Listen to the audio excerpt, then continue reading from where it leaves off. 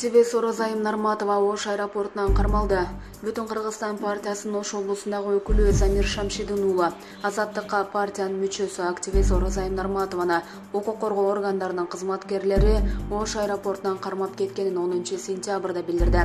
Таңкы 4:30 чамасында партиянын юристине Оразайым Нарматова Ош аэропортунда тергөөчүлөр тарабынан кармалып турат деген кабар келген.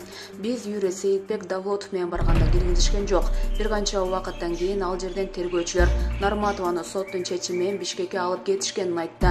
Ал бир канча күн мурун Кыргызстанга жакын тууганын жерге берүү үчүн келип, кайра Орусияга кетүү үчүн Ош аэропортуна барган деди.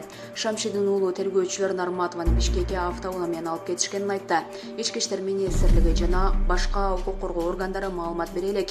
Оразайым Нарматова Орусияда иштеген эмгек мигранты 2020-жылы өткөн парламенттик шайлоодо Бүтүн Кыргызстан партиясынын алдыңкы ондук тизмесине кирип шайлоого катышкан.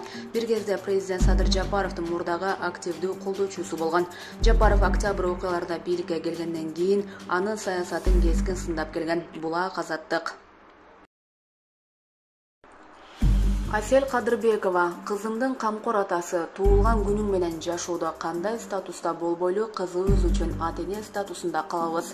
Ырчы Асел Кадырбекова Нурлан Насиптин туулган күнү менен куттуктап, кызы Дарья менен анын ийгиликтерине кубанып гана жүрөрүн айткан.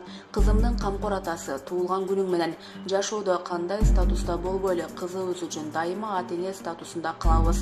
Өзүмө каалаган бүт жакшылыктарды сага да каалайм. Мындан кийин да сени колдоп жашоодогу бүт жакшылыктарды каалап, кызым экөөбүз сенин ийгиликтерине кубанып гана жүрөр эле делет анда. Бул билдирүүдөн улам ырчылардын күйөрмандары аларга бакыт каалап, бирге көп балалуу болууга деген каалоо тилектерин жазышууда. Эске сала кетсек, ырчы Нурлан Насип 10 сентябрда 31 жашка толду. Ал 1990-жылы Токтогул районунун Терек Суу айылында туулган. Булак Кабарчы Кежи.